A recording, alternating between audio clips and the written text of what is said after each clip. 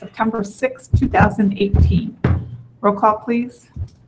Mr. Jones? Here. Mrs. Keller? Here. Mr. Browning? Here. Mr. Rohr? Here. Mr. Hellinger? Here. Vice Mayor Schaefer? Here. Mayor Riggle? Here. Item 2 is just a second reading of resolution number 1850, a resolution adopting the 2019-2023 5-year capital improvement program, the CIP. So this is the first opportunity for a review of the plan document, which needs to be approved by City Council by October 15th. We have another reading scheduled for Monday evening, and then we have one final work session scheduled for October 1st, and then subsequently at the meeting, the October 8th meeting is when we're planning to adopt the plan. It was submitted to you this year with a couple of changes from previous years. We've got a new formatting approach in terms of the project worksheets. We worked with Bill's department and others to come up with a more streamlined version of looking at the projects. As a result of this kind of trial using that, we ended up with some discrepancies in some of the pages, most of which are in the parks area. And those were brought to our attention by Councilman Browning shortly after he got the report. So those will be corrected. He needs to get a life. He was reading it dutifully 24 hours after receiving it. So that will be addressed. Our plan is to provide tonight kind of a highlights by department of the plan, and then obviously part 2 of our meeting tonight is the executive session. I should note that the plan was presented to you out of balance. In previous years, we had balanced at least the first year, and in other years may have been out of balance. This year, all 5 years were out of balance. I have worked with the finance director, and we have made some changes that will bring it back into balance that we can review with you either this evening, or I'll get that information out to you later. But you will be adopting a balanced CIP. We did this really in 2 parts. One is just to underscore that we do have a lot of needs, and we generally do not have the adequate resources to address those. And so that was really most of the reasoning behind submitting it to you. And quite frankly, we ran out of some time. We are swamped right now in terms of the work on everybody's plate, and projects like this that are important, the CIP and the budget, will get attended to, but there are times when we just didn't have the time to reconcile with the directors and get back with you. Plus, we wanted to underscore, as I said, that mismatch between revenues and expenditures. So we will, after this evening, present to you a clean version with the changes we're recommending with narratives on that and there's not that many, but we can review those this evening if you'd like. Lisa, you're looking like wait. Okay. Anyway, Will the revised ones have page numbers? yes. Okay, thanks. And the other ones, I noticed on the one I got today was unnumbered, and then Kim reprinted it, and I have page numbers. So that was another oversight. So you have to give us time to get to the page we're on. Count 1 through 82. Yeah. Okay. So, but what we wanted to do this evening was at least give the directors, principally the major operating departments that use the CIP, that have projects in there, the opportunity just to kind of review with you what they have, and that would start with Mr. Farino, who is. Bill, do you want to maybe come front and center? Put the Freno timer. Mr. Jones, I'm going to be short. Starting the timer. I've already been told we have a short time for them all together. So I will. I'm going to start on the airport. If you can find that page, and I'm going to go right down through from that page, and I am going to hit just the peaks of things that I think are important for you to understand, and then we can always have more detail later in the budget reviews. So under the airport, the most pressing need out there right now is taking care of pavement around the T hangars. Some of that pavement is 25 to 30 years old. And what you're seeing right here is one of the sections that will be revised. We did not get grant funding from the state this year, so it's going to cause a lot of shifting around. We're going to have to use our available resources through FAA just to try to focus on the T hangar pavement. That's going to push things like corporate parking lots, apron expansions, and projects like that further out, so we can focus on the T hangar pavement. And that still may be out a couple of years before we get to that. Is there a reason why we didn't get the grant money? It's just not, the state doesn't consider that a high priority to do pavement. Airport runways, taxiways, very important. Paving between T hangars, not so important. But our FAA funding that's discretionary, we can use for that. I'm going to go ahead, if there's not any more questions on airport, I'm going to, about 3 pages further in is the street improvements budget. Got it? Okay, really the highlights under the street improvements, under the street resurfacing, it's right in the middle of the spreadsheet there. You see some fairly large numbers, city grant, street matching, resurfacing. That's our local money that we push towards the grant page, which we'll talk about in a little bit, in order to match the larger funds we get, grant funds for projects. So that's the big amount of money you're seeing expended there, which is really being transferred over to those projects. What I really want to focus on is the local streets. You see $150,000 a year. That's what we're reduced down to right now for local streets. That's like what we just did on Cambridge. That would be a local street project. Same with Blymer. And next year, that $150,000 is going to be just going to actually to the county for section line road. They're repaving section line. That's our contribution within the corporate limits. So we won't even be repaving a local street because that little bit of funds we have will meet our match right there. It's similar to what you see under ODOT URP, which is urban resurfacing, 175 in 2020, 120,000 2022. That's for resurfacing Route 37, US 36, US 42, and 37 and out years. Our local contribution for those projects. Those come at us on fixed schedules. There's nothing we can do about it, and we have to match that. So the $150,000 a year is what we're down to for local resurfacing, and we all know it's completely inadequate. Our pavement rating report is complete. Tom has the version right now, the final draft. It points out some very important facts in there, and just this year alone, there's 36 miles of resurfacing of local streets that had we had the dollars in our, we would have said 36 miles of road need immediate resurfacing this year or reconstruction. There's another 83 miles of road that could benefit some preservation treatment right now, whether that's a slurry seal or something like that.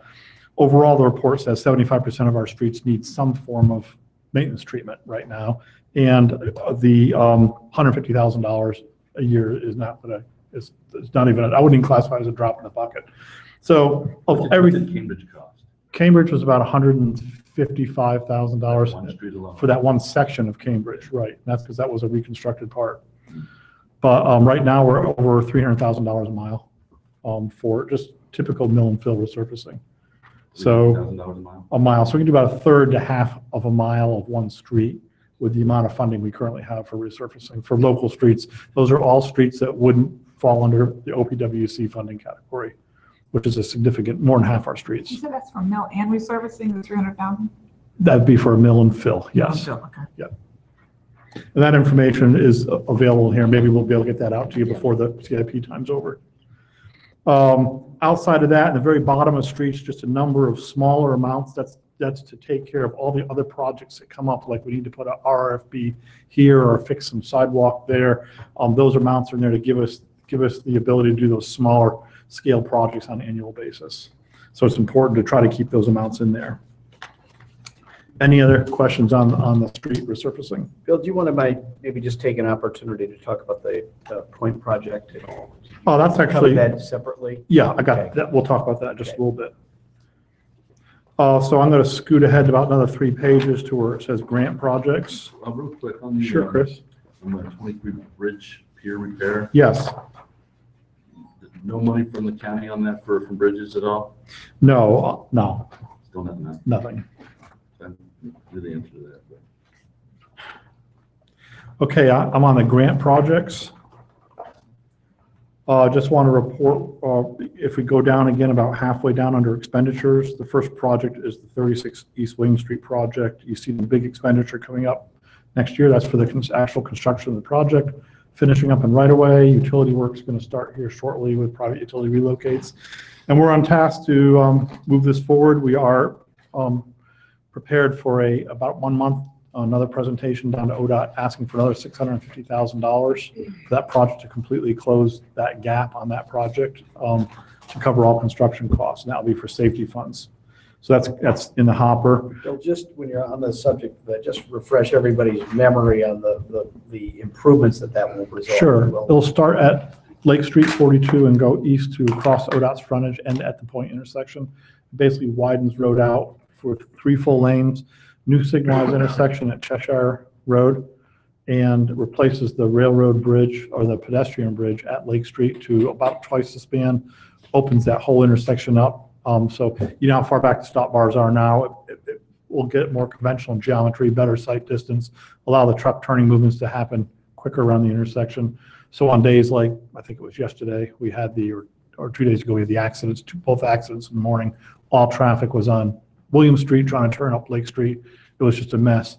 When this project's done, it'll make a big difference for those types of situations, plus just normal rush hour where all left turns are separated from your through traffic. So that project is ready to go. What is the height of the pedestrian bridge? It will be at least 14'6". I don't have the exact number, At least but 14? it will not be a Okay. truck catcher. Okay, I just want to make sure. That's a great question. Because there's a lot of trucks that go through there. Yes. I can get you, I'll email you the exact answer on that. That's okay, as long as you But, assure me. Yep. The third lane just provides better circulation through there and reduces the incidence of Right. backups and It's a major state route with a lot of private driveways, a lot of side road access on it right now, alley access, and every time someone wants to turn into one of those, traffic backs up. So it separates those movements, reduces propensity for rear end collisions, adds signalization where we need it. So it's just, I'll just say it's one part of like 4 or 5 major east side projects, and this was an important one. And just to remind you again, large parts of these funds are from the federal earmark through former Congressman T-Berry's office from several years ago. Who was it completed? It'll be a year. Yep. Assuming everything goes as per plan, it should be by the end of the year. You think we'll finish it before school starts? No. In fact, it'll be quite a mess during next fall when school's going and during school. It's just to rebuild a project like that, it's going to be very difficult. We'll work with local agencies in our schools the best we can to try to find alternate routing patterns with them ahead of time so they know what to expect. And we do that almost routinely now with the schools, meet with them on every project so they know ahead of time where the delays are going to be so they can reroute accordingly and try to minimize that type of congestion with both parent drop-off and busing. It seems like if we know way ahead of time that if you do that section first, then it might work. Yeah, just fine. in this particular case, because it's one long 2/3 of a mile road, it's a very linear project that all the pavement comes off, then all the curbs come out, and just how construction is very inconvenient. But when it's done, hopefully we'll have a good product. How far into the 60, it says you have 60 strips of property that's, We're 59 out of 60, and with the action you took the other night, oh, that was the last one. that was the last one. Yep, so once the right of way gets cleared, as we say, yep, we're now ready to start the utility, yep, the relocation. yes. Yep, so it's actually going fairly smoothly. The signals project, again, is in design right now. Most of the field survey work's done, and the design will take some time. It's both programming as well as equipment design.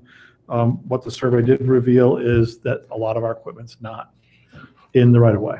So we have to go and now we have to acquire right of way. That was an unforeseen cost. We're still working through all the project costs of both this, waiting to see where the William Street bids come in before we start hitting panic buttons and saying we need more money for this. There's a lot of moving parts to this. But we do know there's a number of signals out there that poles were put outside the right of way. For whatever reason, some of these things were done 30 or 40 years ago, but because it's federal dollars, we got to make sure we follow all protocol. which means getting those things in easements and right of way.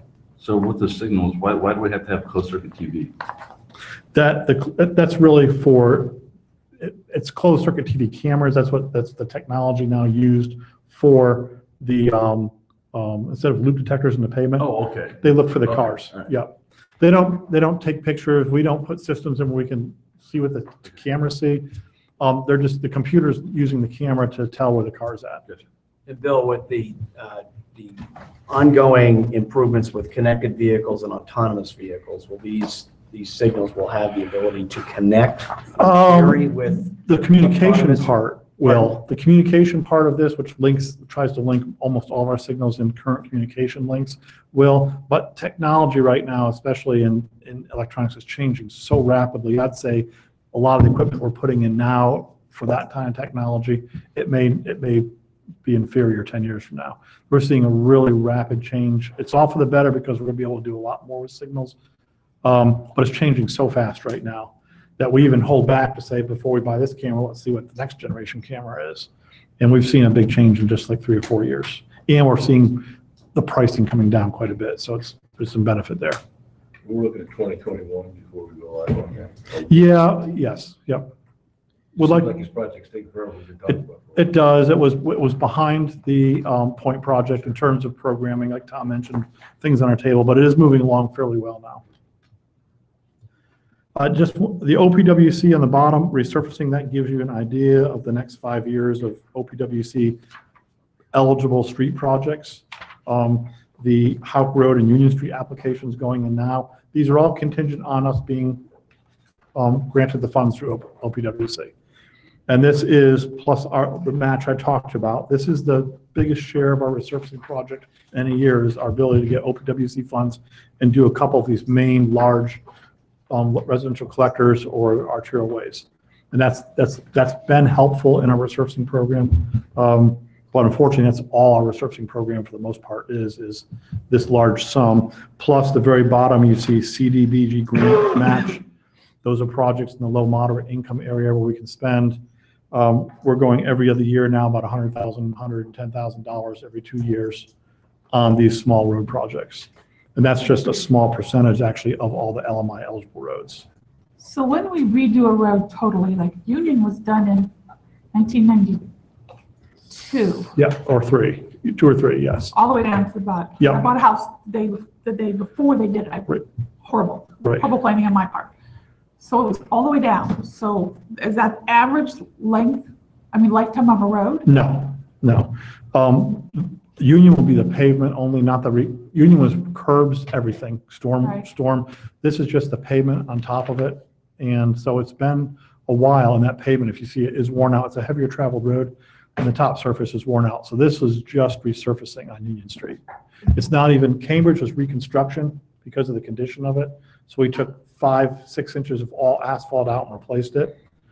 On Hefner, we did 2 inches and a special inner layer below that to help keep reflective cracks from coming through. Most of these roads are just mill and fill on the OPWC. Okay. That is all I have on the grant project. If anyone has any more questions on that, I'll move along. The next will be equipment, which is just a few pages further back. Oh, I'm sorry. No, there's the Point project. Yep, there's about 5 pages back. There is another large spreadsheet, says the Point on it. 5 pages back. But from where we just were on grants. So one sideways. Yep, This way? yep, look aside. Okay. Okay, and just a quick update on where we are with that. The survey work on the project is done out in the field. Soil boring work's done out in the field. We're reviewing the conceptual alternatives right now with Norfolk Southern. They are the primary stakeholder in it. If the railroad doesn't like it, the project won't move forward, and they won't like it. So we've got some agreements worked out with them. And we've already started our meeting and dialogue with them now between our consultant, and we're sharing that information. We've provided a report to them on what we think might be some alternatives. We're going to get some dialogue back and some feedback from them. We'll take that information, package it, what else we have, and have a public presentation that we're currently counting on in January to show what our conceptual alternatives for the improvement could look like and gather the public input at that point. And from there, we'll be able to focus on the direction we're going to go with the project. So it's coming up pretty quick on here. Why are we doing public input? We know it has to be done. Public input is commenting on more than one concept, like let's say new bridge on the north side or east side versus new bridge on the west side, because each one may have different impacts to the public, to property.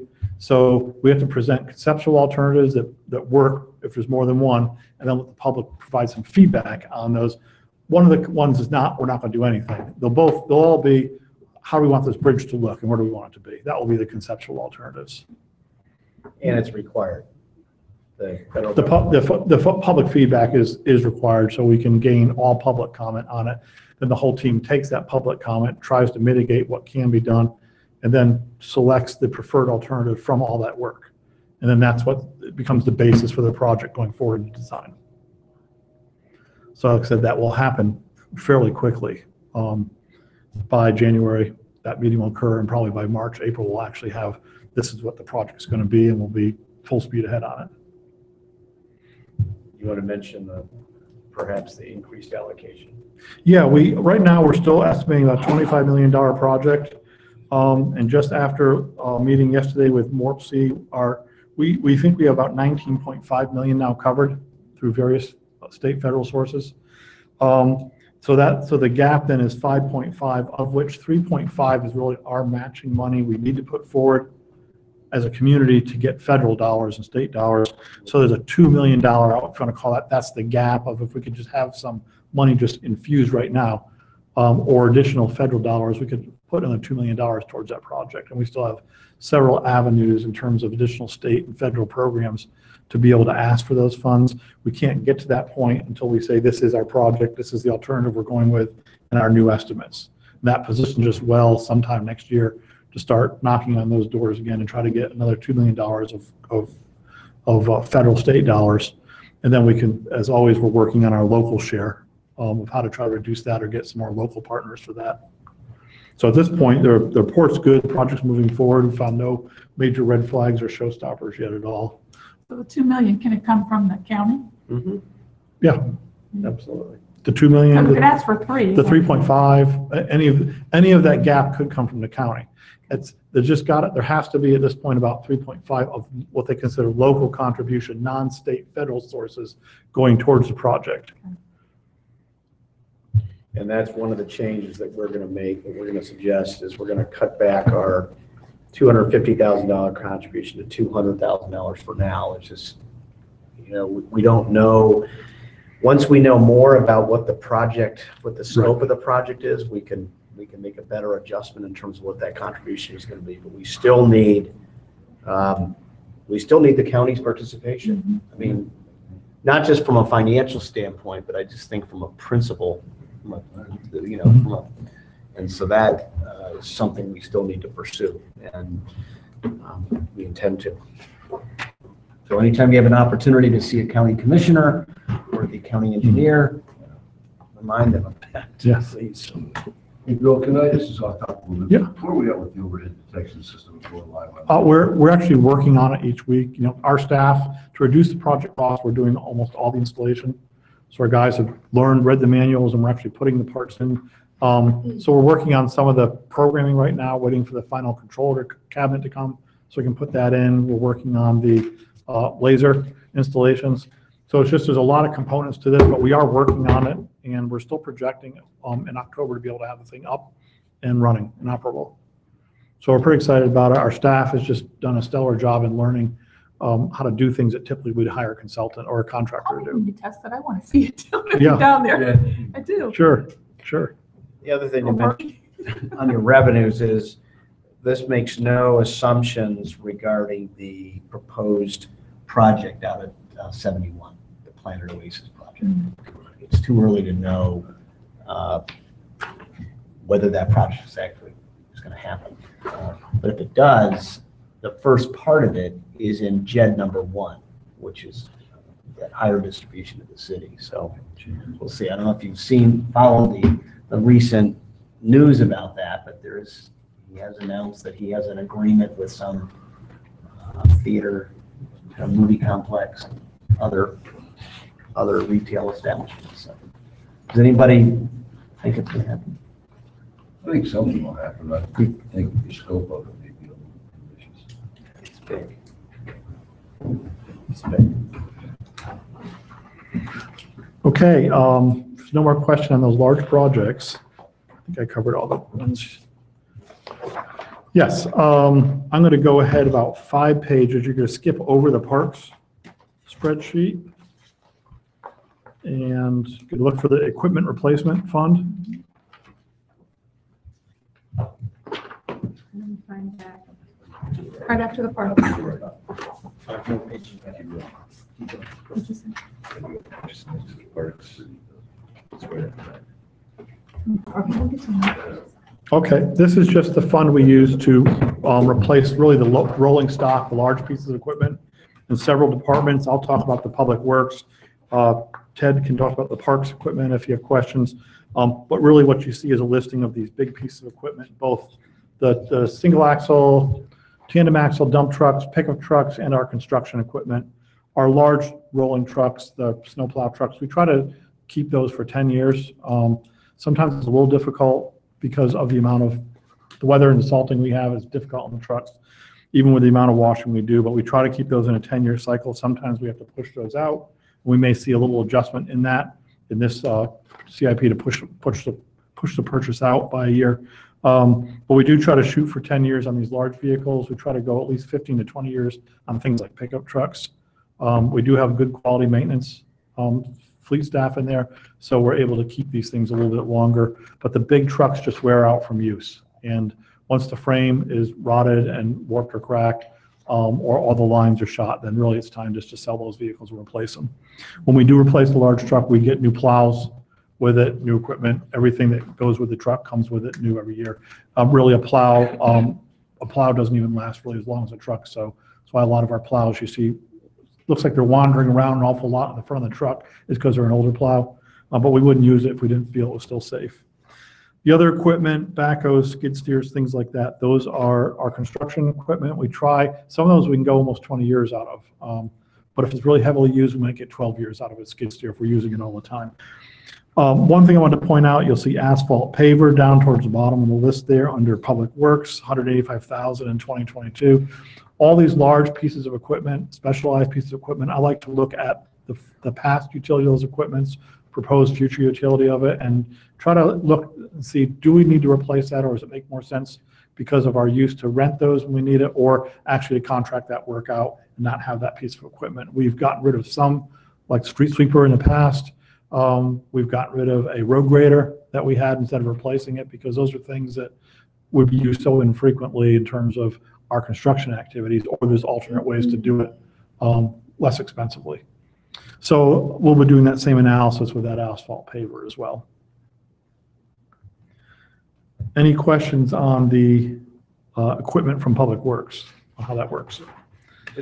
Let me just make a comment regarding electric vehicles. We have made application to the state through AEP for electric vehicles and EV grant. So to the extent that we are successful and there's a local match, we'll probably be coming back to you regarding that, but hopefully be insignificant. And we are still looking at the EV charging stations. Bill, maybe you can enlighten council on what your recent discussions. There's a number of grants right now. The biggest one is based on, if you heard about the Volkswagen penalty for their issues they have with their diesel vehicles. There's money available for the state of Ohio that they want to put towards electric vehicles. So we're trying to tap into that and get some vehicle charging stations, both public charging stations, which would be open for any public, as well as in preparation for the city's fleet getting charging stations. We need to put a couple in certain locations to be able to charge them there.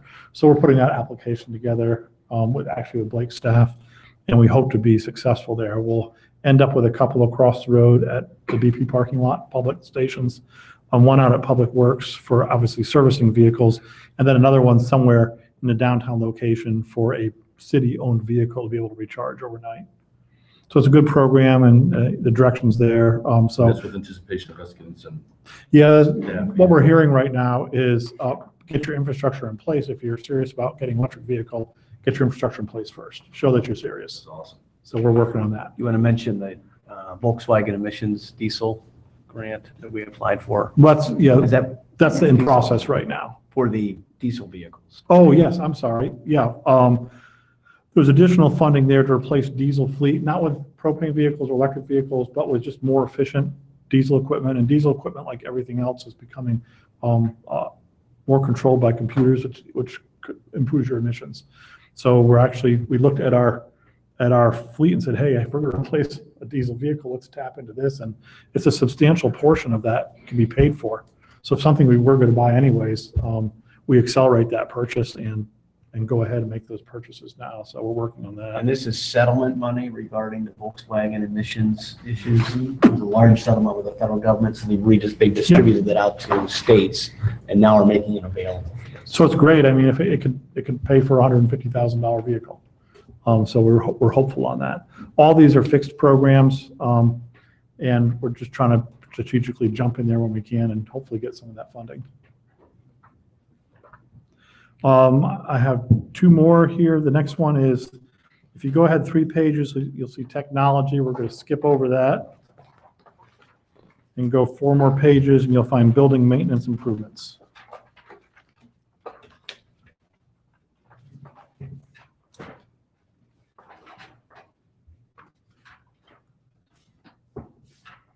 Find that? Okay.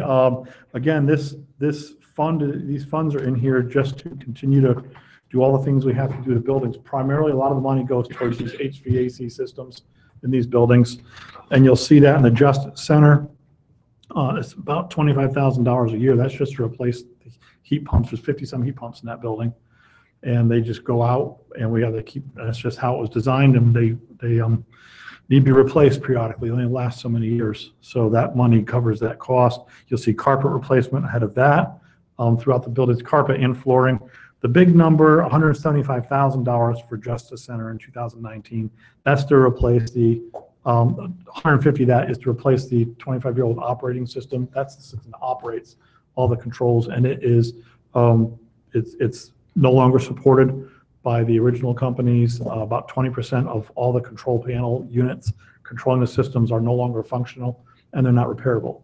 So we need to just update that system to a current operating system, just like you would a home computer or anything else. The benefits are it'll run it more efficiently. We can run it remotely. We can check on things remotely. We do a lot more with it, program it more.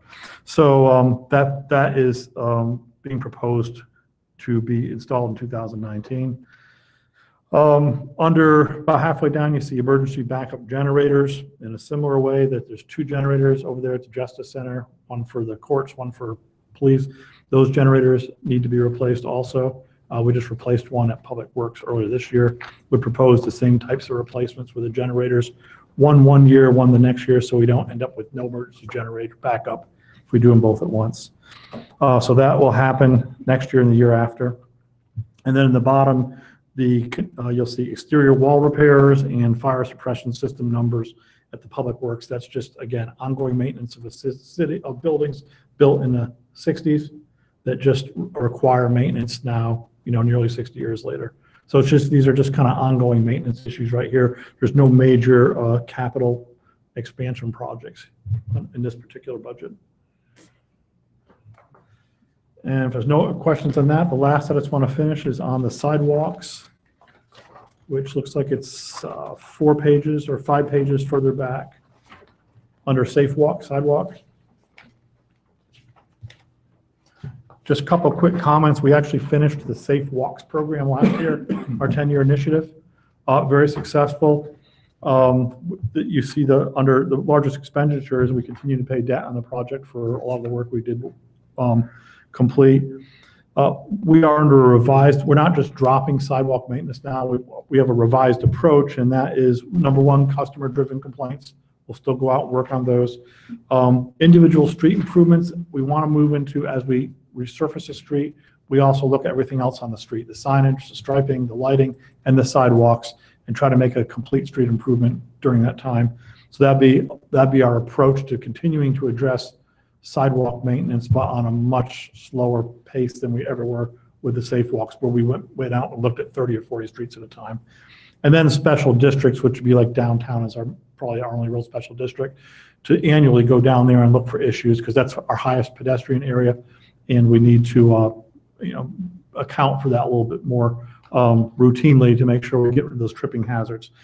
That in itself requires just some code change, and our code was set up when we reworked it specifically for how we structured safe walks to be this program. It's going to be so much of the city every year.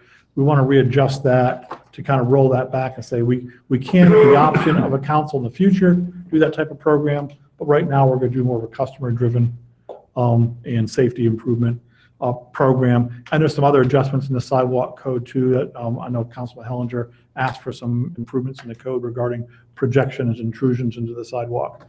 So that will be coming back to this body here. I'd like to think still yet this year, so we can get that ready and start making some of the improvements. We do have a downtown project we need to do. There's some substantial number of issues. I know Mayor's been involved in a couple with some of the business owners down there. We want to be able to address that and move forward, but we really need to get this, I think, this code just up to par how we want to approach this today. I didn't think the city has a stomach to do another safe walks type citywide program. And frankly, it may not be our priority. I think probably streets, money for our local streets is our priority. So that's all I have for sidewalks. If there's no other questions, that's all the budgets I was going to present. Yeah, I was going to say, Bill, just mention the refuse building and then just talk quickly about the maintenance, the RFP for the maintenance at the airport. Sure. Yeah, on the refuse building, obviously the new refuse building is occupied now and working well. The old refuse facility is being decommissioned as we speak. By I think Fair Week, the old building will be torn down, and we'll restore the site with Ted's help to just grassland area. Was there anything else with the refuse? Well, just that it's tied into this whole issue of recycling and what we do ultimately with where our recyclables go. And, yeah, yes. So, and I think Tom's kept you abreast of the conversations with the county and recycling. I'm pretty confident we have multiple options instead of very few options. It's a good position to be in. So I'm confident we'll be able to provide recycling, continue to the community, and hopefully for a good value. I will mention too, and Leo provide some help, sometime in hopefully November, you're going to see our first automated truck out there where the driver doesn't have to leave the cab of the vehicle to service the tip carts. So that's a new direction we're going, and hopefully that's going to improve our servicing time and reduce our injuries from the number of times drivers have to exit and re-enter the vehicle. So you'll see that, and we'll provide some demo to that and how that works. And it's the exact same vehicle we drive now, only the arm is articulated and controlled by a joystick within the cab. And yes, it will take some time for the operators to learn how to do that well. Video games.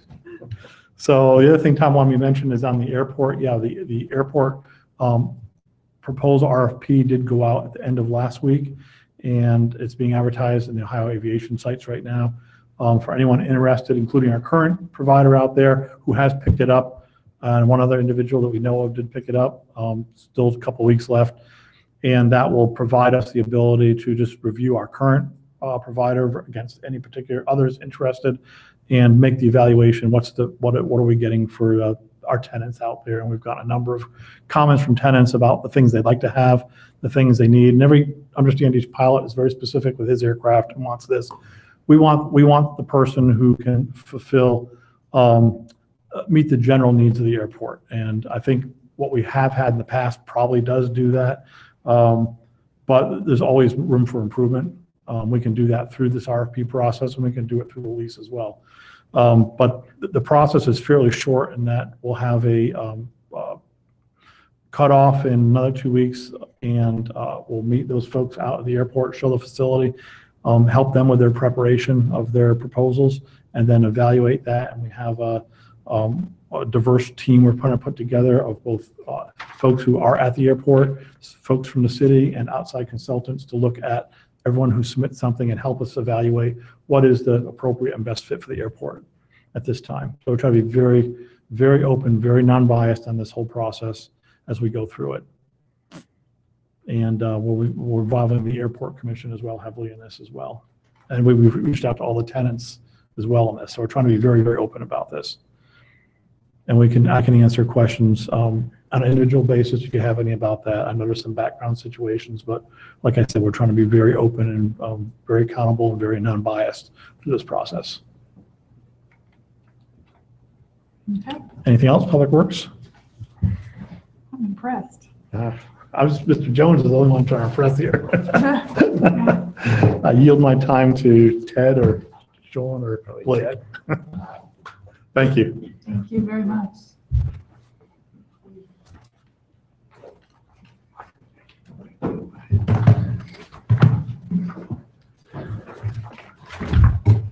Good evening. Wanted to talk, I guess, hit on Parks Improvement Fund. I'm not sure which format you're working off, but I think it's my page 6. Okay. Can you give us just a sec to get Yep. there? Yep. It's You go to the point. So D, and I think with that one in. It's after the point. Yeah, yes, the it's after the point. horizontal points. And it's right after the other improvements.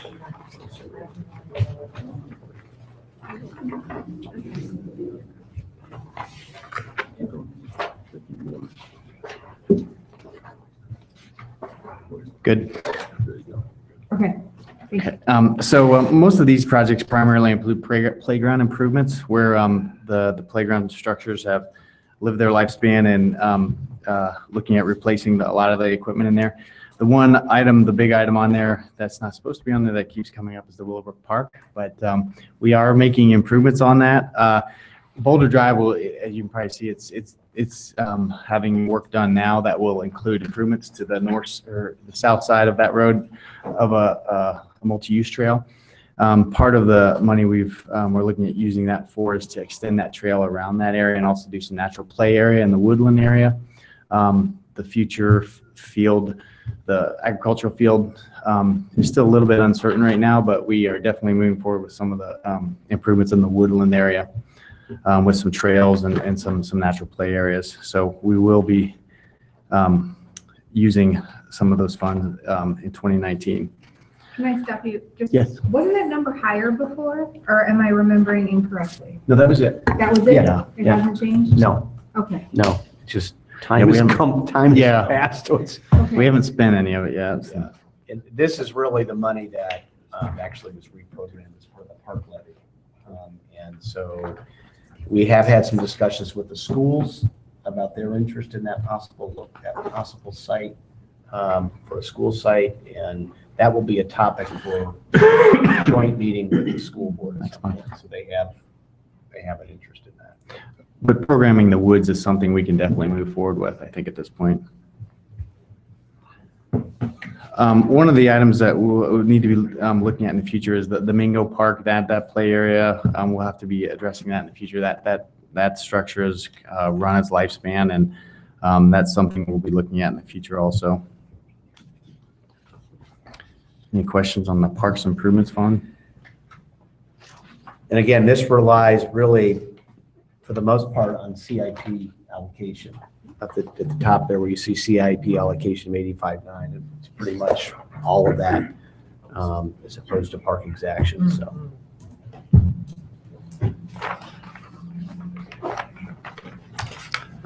The next sheet, well, I guess the next sheet would be the equipment. I can go right to that one. It should be in order.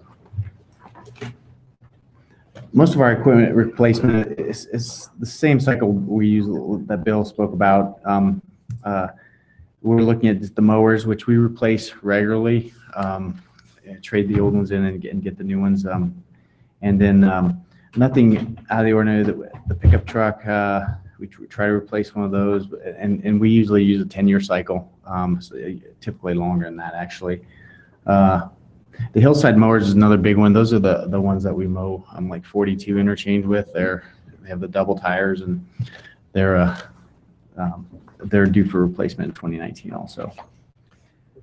Ted, you want to just take an opportunity to mention the cemetery, the master plan, and where that stands? Right now, we are with the consultant we're using is preparing the first draft that we're going to be presenting the public a little bit in this council also.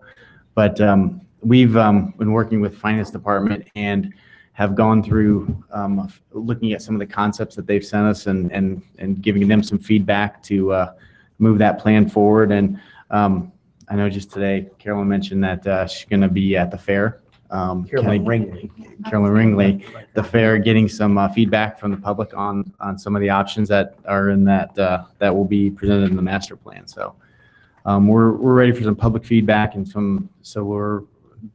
by the end of the year, we should have a plan in place. And it's kind of getting urgent right now with the expansion of that cemetery. We have the room to expand. We just need the plan to expand at this point, and that will be coming.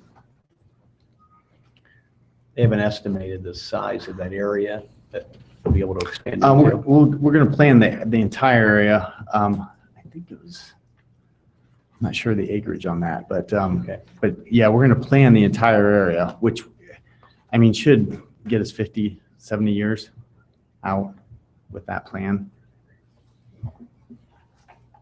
That's great. But the other thing I think we've also moved forward with that plan is we're looking at it as more than just a cemetery and more like a park-like setting also, so that it is that dual use out there and more than just rigid rows of using more curvilinear streets and getting back to that old style to kind of mimic the front of that cemetery a little bit more.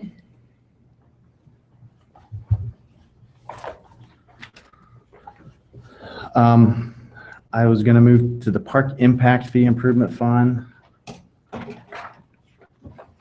And let me just say at the outset, this is the one area that needs some adjustments made to it, just because we allocate all of those impact fee funds to trails, and that's really not their intended purpose. Some of them can be used for trails, so that's something that will be reflected in the revisions that we provide council. And this does not take into account any increase in the impact fees. If we start that public hearing process this year for the increases that we discussed earlier in the year, that would obviously increase the revenues. One of the larger projects, the park improvement projects we're looking at this year is the Ross Street. We're finally making that move from the Parks Department, moving out to Public Works. So we're going to be looking at improvements on that park area out there with those the existing buildings we're using now, and working with Community Coalition and SWCI to plan that area. We've gotten some feedback on that, so we're ready to move forward with that. In 2019, we'll see that happening. The other, and we've discussed this one, is the last link in the Central Avenue between Lexington and Houck Road. So we're going to more or less get into the planning stages of that in 2019, I think, more than anything, to see how we can create that final link. This gives us the ability to complete the piece from Lexington Boulevard going all the way out to Houck Road. And Fire station, basically. from the fire station going west. We have met with the homeowners association. There's a willingness on their part to provide the easements necessary. We do have a challenge with the brick house on the We've met with them also. west side of the street. We've met with those owners. They have a nice brick fence, a brick wall that we have to deal with. So, but that link will really, that'll then complete the west central kind of pathway, at least from the hospital going west. So, and I don't know if they started paving yet, the one at Locust. Not yet. The bridge is the middle of October. Yeah, the bridge is still. So it's going to be late. Yeah. Okay. The other project mentioned there is the Stratford Olentangy Trail. That's the section between Meeker and up to Chapman. So it'll be a joint project with Liberty Township coming up the Olentangy River, utilizing that the bridge across the Olentangy right now. We've got plans for guardrail on that to get people across there. So making that link will be a big jump if we can get to Chapman Road as far as pedestrian corridor along the Olentangy, or enhancing that Olentangy Trail.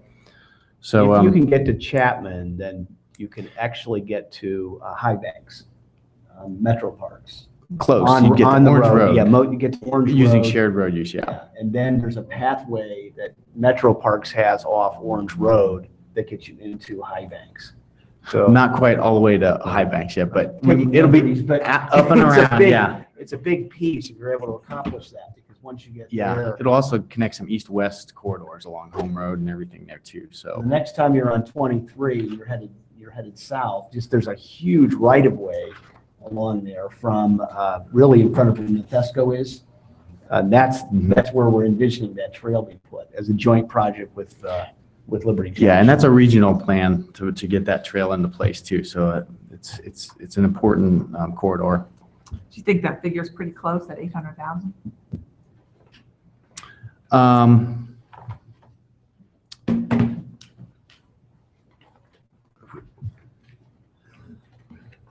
Wait, that's the old TNG 2 Way. That's the north section of that trail. So we're looking at about 300,000 for our share there's only a small segment in Delaware in the city, and then another larger segment will be in Liberty Township. So we'd look at doing, like I said, a joint project with them. So the 300,000 is probably a good estimate for our segment, which includes guardrail and just a small section from the river up to Meeker, and then that's really the bulk of it. But the overall project will be probably closer to probably the 800,000. And that's why you're seeing these huge red, these I know. large numbers in here, because there's just no, you can't, they're expensive projects, and you can't allocate all of your impact fees just to these projects. So, but, it's the. Yeah, I think Challenge. the future phases is getting that all the way up to Olentangy Avenue with all the apartments we have along there. There's a lot of people that walk along that Stratford Road right now, and making that pedestrian corridor would benefit out a lot of the residents out there. You're gonna mention Bruce Road? Yeah, the Bruce Road Trail Connector is another one that is high. We get a lot of public comments on that, so we're moving forward with that. We've like I said, we've met with some of the people in along Hills Miller Road. Now the next step is to kind of meet with a lot of the residents in the Shelbourne Forest area, Pinecrest, and move forward with looking at the conceptual design of that trail along there and working with those residents. And we have to finalize our commitment from the fairgrounds to provide easements to the city, because there's a piece of this project that goes through the fairgrounds from Shelbourne Forest. So it's another piece of this project. That's a large safety concern. You've probably seen people walking on 23. They're very close to the road there, and with that high speed of traffic coming through there. And we have a very vocal and involved neighbors group in that area also.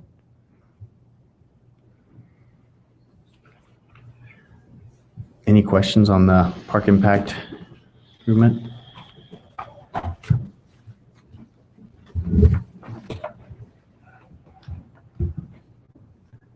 That was all the funds I was going to talk about. If there's any others, okay. I think. There's any questions? So Tom, what's our plan to actually fund this stuff down the road? Good question. That's you've got a limited amount of general fund contributions, a lot of which are dedicated to other projects and equipment and roads. That's a good question. Is that something that should be funded? If the levy, some of it's grants. We have the opportunity to access ODNR for grant funds. We can do that, but some of the grants are competitive, and it really needs to be a regional or they're all worthwhile. The Bruce Road project, we got a lot of positive feedback about that. And so I'm not sure. There's one school of thought that would say you've got the rec levy coming due at some point. You ask the public to renew that for a new more recreation projects. You've done a pretty good job with what you have there now, or you could reallocate that for roads. There's any number of different things, but big questions for this council and the community. Wish I had a good answer for you, Ken. But, Thank you. Thank you. Blake? Oh, there's got 5 minutes. I'll start by saying my cat's food dish ran out of food about 3 a.m., so if I yawn, apologies. So, water fund capacity projects. It's a vastly different page than what you've looked at in years past. There's probably a $14 million elephant in the room right now. You got to bring that mic a little closer there. Water. Okay, let's let everybody get to that page. Mm-hmm. Right after fire.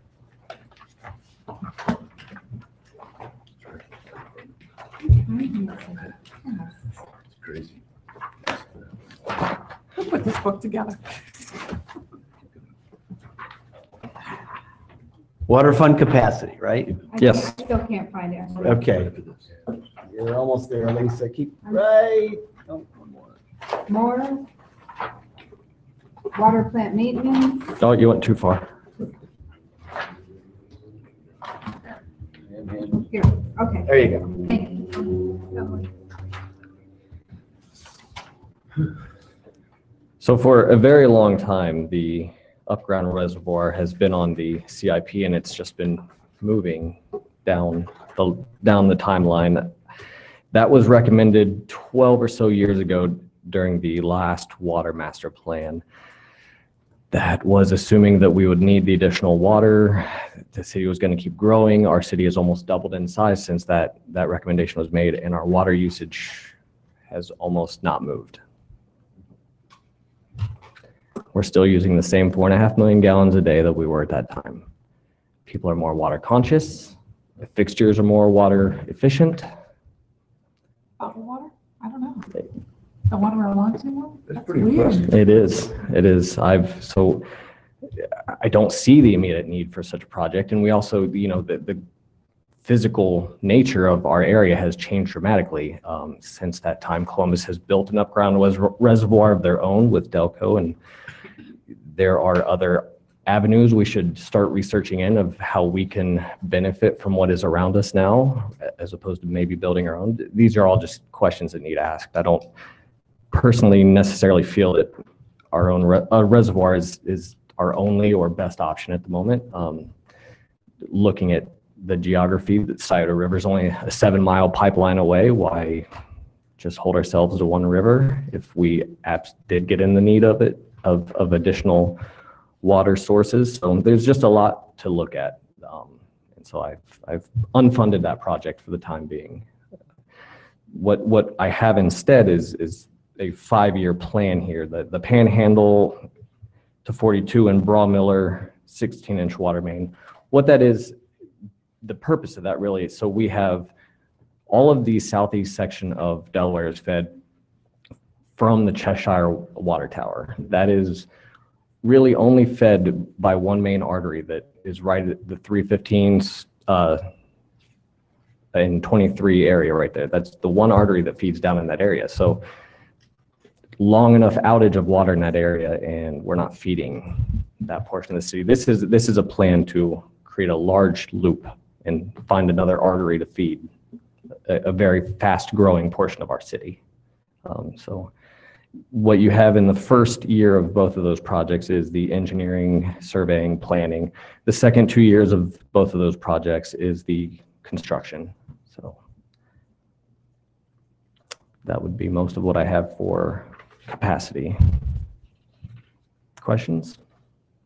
I just review that debt service. I mean, that's really where a lot of this money is tied up, is debt service. Those are long-term obligations that limit the amount of discretionary projects that we can do. So that's another challenge. They're all there. They're in stone. They're not moving, and yeah.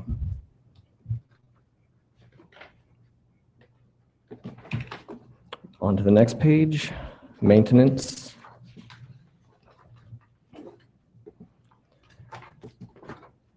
So the largest expenditure I have here has to do with water tank maintenance. It's not as hot of a media item anymore as it used to be, but they are still closely watched and regulated. They do need to be maintained about once every 15 years, and that is That is a full painting and reconditioning of the structure itself.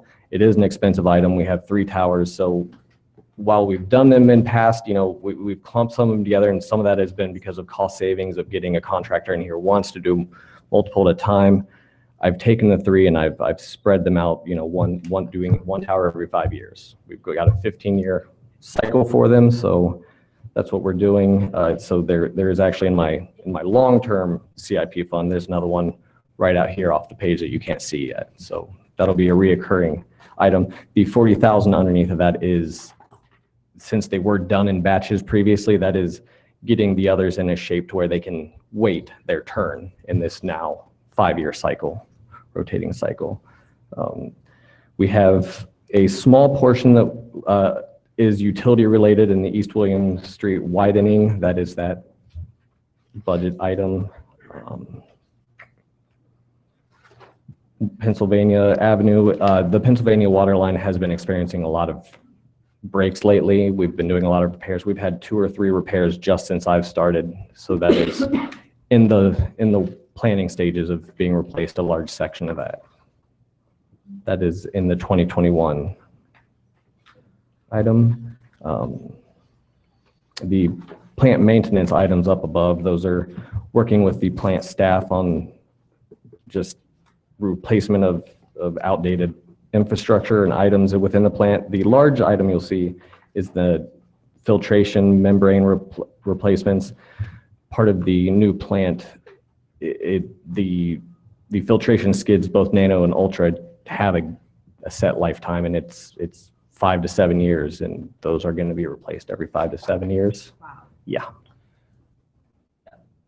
That's a large piece. So maybe that won't be in 2022, maybe it'll be 23, but the funds need to be there for when they need to be there. Any questions on maintenance, water? Blake, in your opinion, was it the nanofiltration? Do you see the difference just from your background and your years of experience? For our water quality Yeah, that for we're our getting, quality. yes, the nano we're getting so much more out of the water that it's helping the entire system as a whole. We're getting less sedimentation and particulates in the water lines themselves. What that does is when that starts to build up in the lines, you effectively have a smaller line in the ground. That's why we have an 8-inch requirement now for fire flow. It's not that it needs that big, it's just they start getting smaller over time. So we're seeing less of that choking down due to our vastly improved water treatment process. So. It's a chunk of change.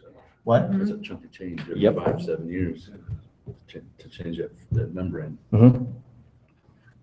What happens if you don't? Like, what happens if you just kept using it?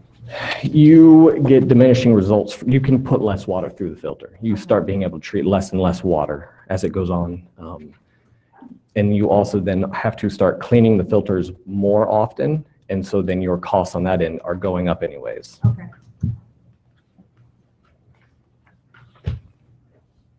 So if we're moving on to sewer capacity.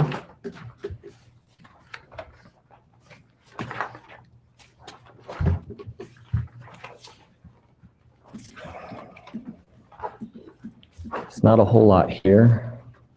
There is, it was the next page, I think. It was? Well, on Yeah. mine, I guess. After all the here's- projects. See, we all have different packets then. Oh. Hold on, sorry.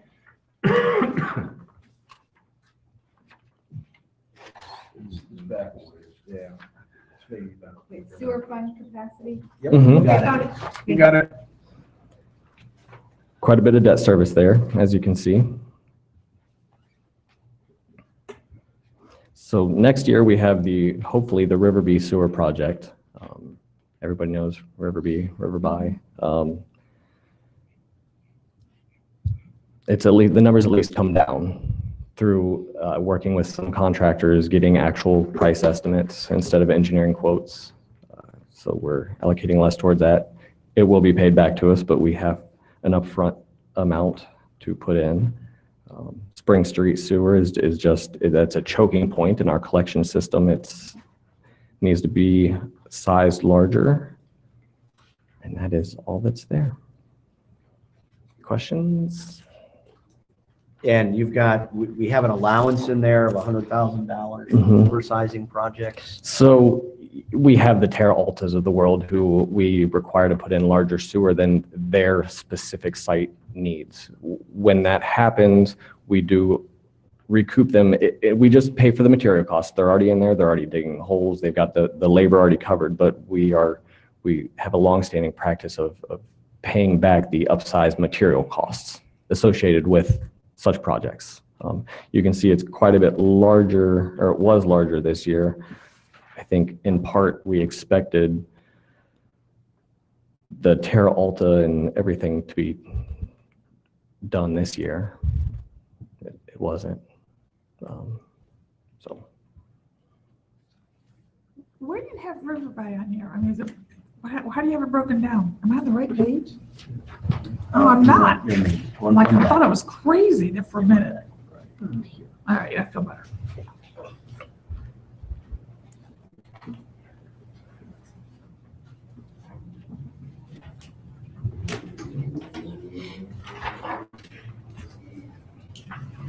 any questions now that you've seen it? No, Okay. I'm sorry. Nope, we're good. Sewer maintenance projects, if we're ready. So here we gave a lot of attention to our wastewater plant. It is, I know it seems like it's a newer plant. The last project was in 2006, but that is getting quite aged. There's a lot of stuff that needs remediated there. We went through the plant, through our equipment very thoroughly, looking at when things need replaced. And it's not that we want to replace them, it's that we need to. The first large one here being the equalization basin repairs at $300,000 next year. It is a large tank in the ground basically, and it's where overflow when we have large storm events goes, so that we can keep the plant running at a certain pace while all the extra water goes in there. It is broken apart. The concrete has physically separated in many areas. It is letting water out of it when it's full at times. So it is a very necessary repair that is needed. Same types of things on our settling tanks. They are falling apart. The concrete is separating. The metal structures that go over them are starting to deteriorate and feel unsafe to be on them for some of the workers. Our belt filter press as well, we've had the manufacturer come in. We're having a hard time fixing it at the moment when it breaks down. There are no more parts to be had. We've eBayed some parts for it now and then, just trying to keep things flowing at the moment, but these are. So since 2006, when it was first built, I mean, are there things that have improved since then? 2006 was upgrades to the plant. A lot of this stuff it goes back to the 70s though. The settling tanks, those were installed in 77, I think, if I remembering correctly. The concrete is at its life right now, deteriorating. Some of these are also kept dry unless there's a storm event. Concrete ages quicker when it's kept dry like that. So we do have a bit of funds down below in our inflow and infiltration. This is a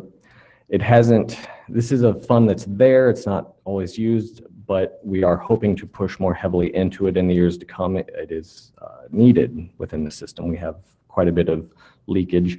The last big rainfall we had, our flow went from our dry average of 5 million, and we were hitting 32 million during the rainstorm. We had buildings with water flowing out of them. We need to get a handle on our stormwater inflow. It's a drastic item that needs done, and you'll see that we have specifically called out Hayes Colony. Next year, it is what our flow modeling shows us is our biggest offender at the moment. It's allowing massive amounts of water into the sewer when it rains. So,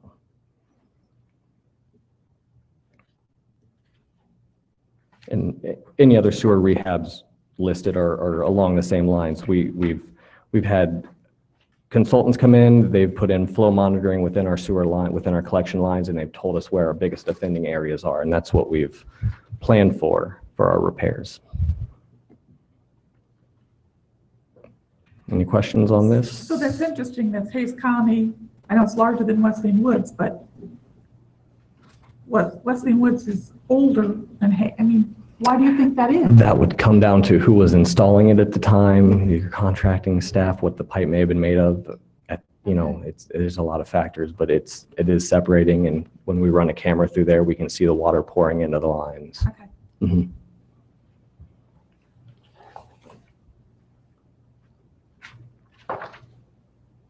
We're good?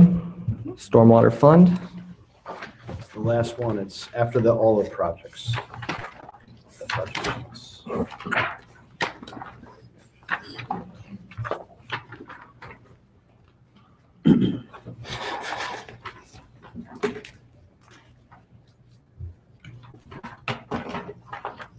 How you doing, Lisa? Got it. Got it. All right. All right, you can see the projects we have called out. These have all been planned through our master planning process. Areas that are in need, usually stormwater areas that are failing, whether it be old lines or just inadequate planning from the very beginning. Bernard Avenue is an area, I believe the storm lines were just too small, and so it is causing backup and flooding.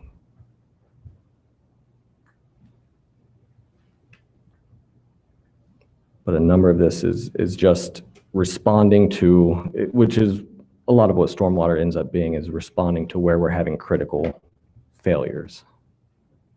Water backups, people complaining of flooding. Bernard's is split one way, each way. That's where the railroad used to be, right? Am I thinking right? Yes. Is it the whole street? Sandusky to Liberty. I know. But On both sides of where the railroad used to be? I believe so. That's a lot. Huh. do you want to mention the work, the study on the stormwater fees? So working with Dean, we've had a consultant come in and they've looked at our stormwater fee. The fee has been in place for I think early part of 2000, so around there. It's been a while. almost 20 years, and it hasn't changed. It's been that $2.50. They've given us a couple thoughts on the way it should go, two different numbers, should we choose to increase it. I think justifiably, inflation alone is a good enough reason, but we can definitely look at our needs and see what the best use would be. There's a lot of stuff we've been talking about, how to differentiate between the two rates that they've given us. We've talked with Bill about the things that maybe we could work with them on stormwater wise to use or justify the higher or the lower of the two, but that's still a work in progress. We are looking at raising the stormwater fee though. I would obviously have to start here, council, and obviously have a plan in place. But bringing in a consultant is a part of that initial due diligence to ensure for not only you guys, but all the citizens that we're not just arbitrarily doing it because we want more money. It is a needed possibility. But what's it going to cost for a consultant? It's been 20 years. We know we should raise our rates. What are we going to waste in a consultant? Well, the consultant actually provides a kind of a third party to look at it, so it's not just us. It's capacity also, for purchasing capacity to have somebody look at it, who specializes in that. The consultant's not going to do that. But what the consultant's done is, no, I'm not saying not what Tom's saying. What we retained, we had to our storm sewer utility when we put it in place. Part of the legislation said that the methodologies used to establish impervious surface and whatever else would be reviewed on a periodic basis. We haven't done that very frequently either. And so we need an extra. When we initially set it up, we paid the people to come in and assess what's an equitable way of allocating these costs to citizens. So that need to be revisited. And it probably was a $25,000, $30,000. It wasn't a huge contract from that standpoint. Moving forward, there's a couple other issues that are coming into play. One is the whole notion that was talked about a couple of years ago, Joe DeGenova, about using storm sewer fees to perhaps cover curb and gutter improvements and expand that scope of what we may use those fees for. And so doing things like that, you need to be able to have proper justification, because we can't just go out there and crank up fees necessarily. And so it really would be more in line with things like that, as opposed to just having a consultant come in here and tell us, well, I mean, it's not that difficult from a mathematical standpoint to say, look at your future projects and cost those out. If you need to be doing, $1 million a year worth of projects, and your fee structure is only generating enough money to do $500,000 worth of projects, then take a math student to figure out you probably need to double your rates or something along those lines. But so it won't be really a lot of cost going to consultants necessarily. It'll also give us the footing for the better. I mean, we're supposed to be reviewing the fee structure pretty regularly. This will give us a better starting point to actually get on track with doing that. What they have come back with and said that our methodologies are still applicable and can still be used as the basis for charging a storm sewer utility fee. So. Yeah. Thanks, Blake. Yep. John, you're it.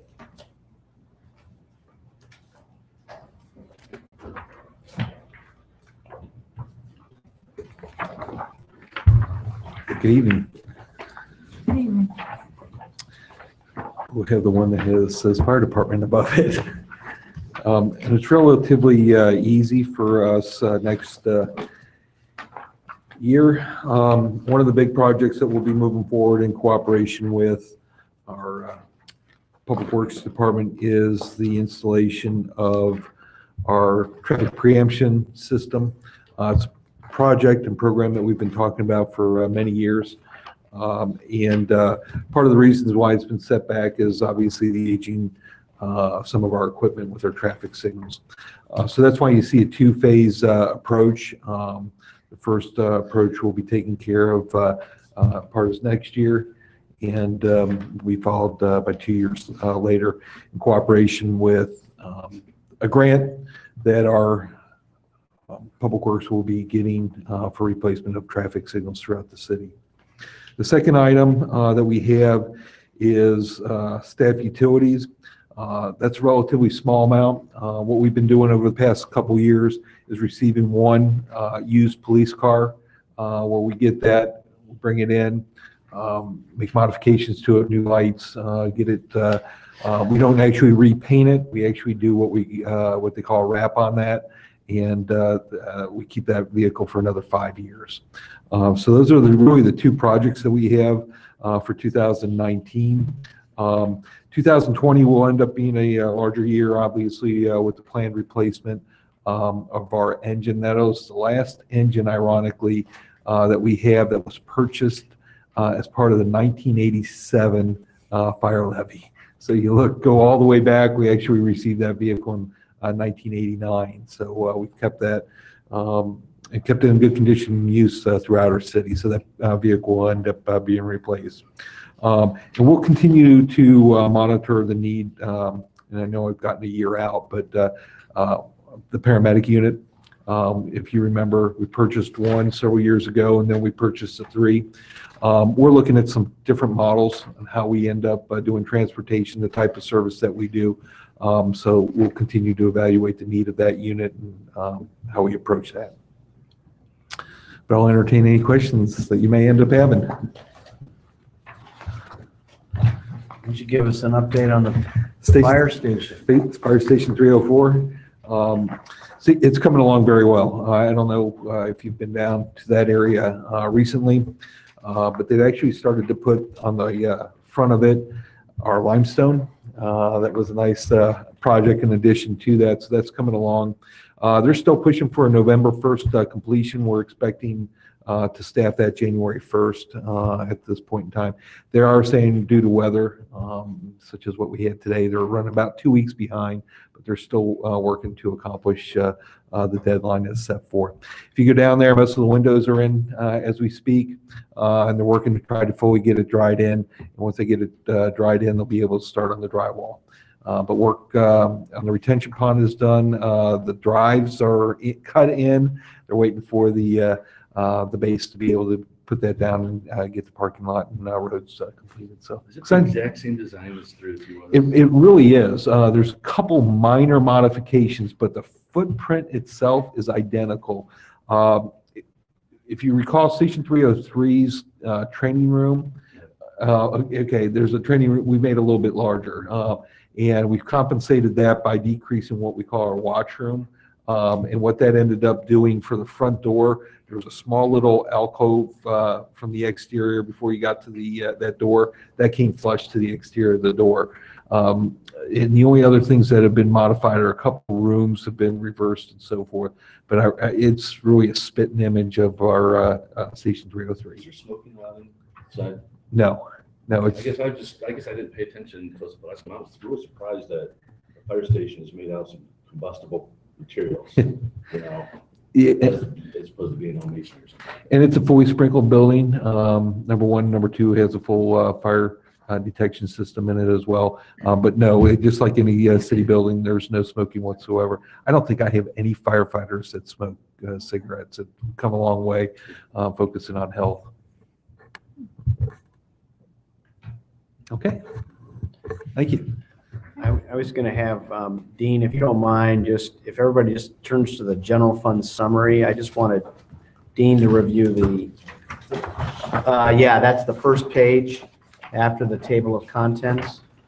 I was just going to have Dean just review the City Hall Annex that advanced in the general fund. This is what you approved a couple of weeks ago that the Finance Committee had recommended, and then the debt service allocations below that.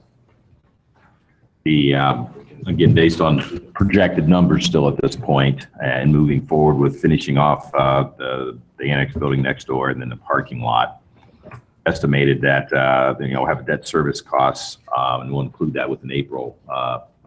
Our notes renew in April, and we'll probably add this borrowing to that, but about $137,285 a year. And you can see that number going out. It says it'll be there through 2034. Now, to offset that, there's a revenue above the line, so to speak, at the top. The City Hall Annex rent, that $78,000 is what's coming in from Cohatch. And so the difference is the $59,285. And for the first 4 years, we're going to pull funding out of the General Reserve Fund, as we discussed. And that's why it shows an advance coming in from the General Reserve Fund. And then ultimately in 2023, when the streetscape debt is paid off, we'll then start paying back, paying the $137,285, but paying back that $59,285 to the General Reserve Fund over the next, it'll be 2023, 24, 25, and 26. And then let's go back to the 137. That's just how that's being reflected here from a cash flow standpoint. But the streetscape debt is just, again, that was an example of an investment the city made at the time in the downtown. And there was no offsetting revenue. It was just the idea that if you could improve the downtown through those vertical improvements and making it, the bricks, the street lights, the mast arms, all of that would help the downtown. And I think if you take a look now, fast forward almost 20 years, I think that wasn't the only piece that made a difference, but it certainly helped. And so it's just it's a good investment, I think, the city made. So that's what we have. Okay. And what I'll do is provide you a clean copy numbered with the changes that we're proposing to make that brings it into balance, and that we can then discuss at the next work session. And if it's okay, or if it's okay and you don't think a work session is necessary, I'll send it out in advance of the October 1st meeting for you to take a look at. And Do you want us to leave our books here? And you can refill them? that might, if you don't mind, And then on Monday night, when we have council, we could all take new ones home? Can you do that? I think yeah, that's I don't know if they'll be fascinating. ready by Monday night, but I think if you left them here, then we can get Just leave them. them in our desks? Couldn't someone just write the page numbers? I mean, I Well, know that would there's be gonna be so- changes. There'll be, No, we're going to just give you a new CIP. It's just going to be easier than switching out, having you switch out. We could have you switch out the pages, I guess. Right now, you've got unnumbered. How much is changing? Just email a PDF because we get this. We can do that. I want to Yeah, take copies. Yeah, I think y'all want paper copies. That's If they're not why, ready by Monday, I can deliver them to the Yeah. house again. I mean, Yeah. it's really just a quick loop.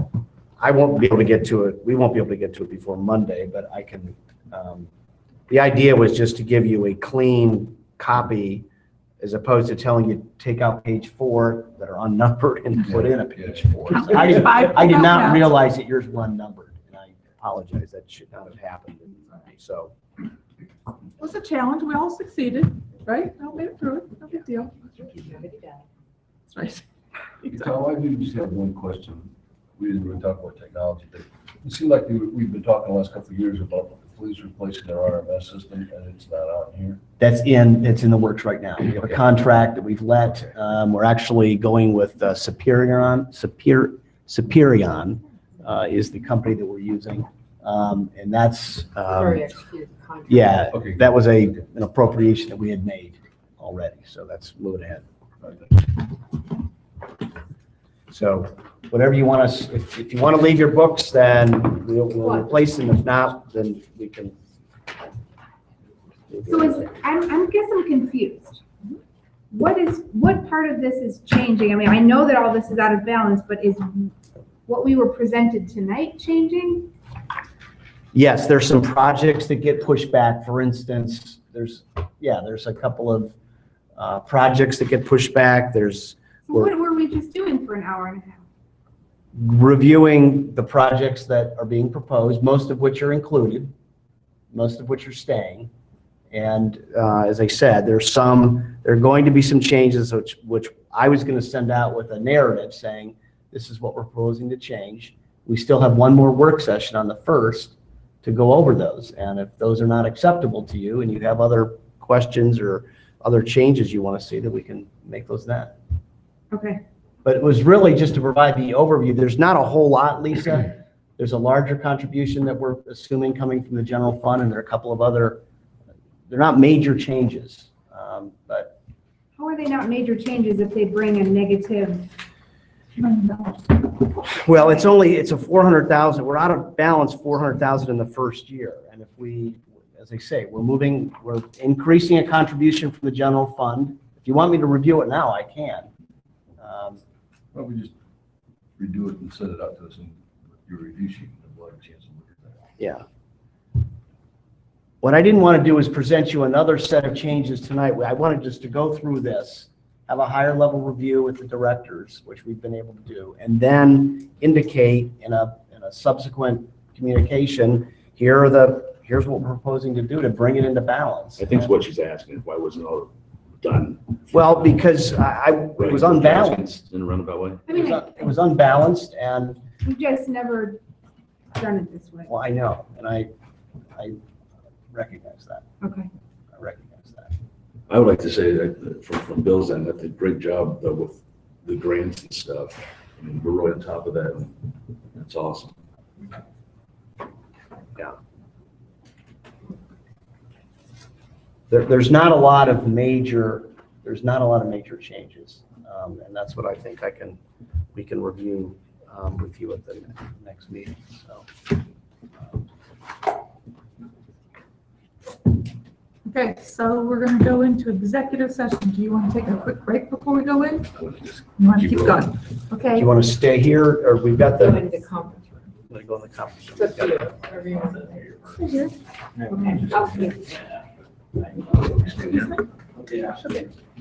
Sean, we're Does something need going to come here? No, he's just got to. We're going to be in here. So. Yeah. Are you gonna make a motion and then I'll turn everything over? Yeah. Make a motion.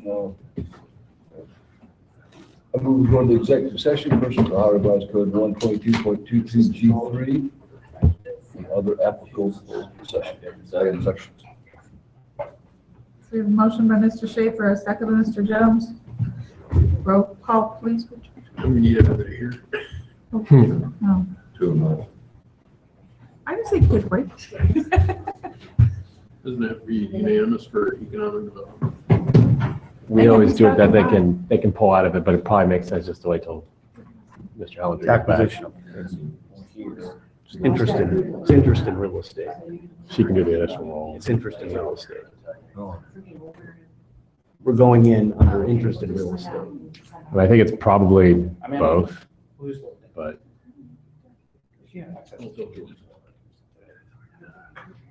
Are we waiting? We're waiting on it. We're waiting on George to come back. Anybody want cake? Did you bring the cake again? I mean, I brought There it the is. cake in. Mr. Hellinger's back. okay, so we have a motion to go into executive session, George. By Mr. Schaefer, second by Mr. Jones. Roll call, please. Mr. Jones? Yes. Mrs. Keller? Yes. Mr. Browning? Yes. Mr. Rohr? Yes. Mr. Hellinger? Yes. Vice Mayor Schaefer? Yes. Mayor Riggle? Yes, we're in executive session. Yay. Hold on. Hold on. I'm gonna kick her out. Are we, We probably won't go back in, so I can just take notes of who.